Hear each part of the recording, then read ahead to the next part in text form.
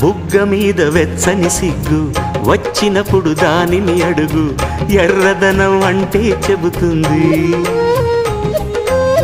పెదవి కొమ్మ పూసిన పువ్వు అందమైన నీ చిరునవ్వు, తెల్ల రంగు అట్టా ఉంటుంది.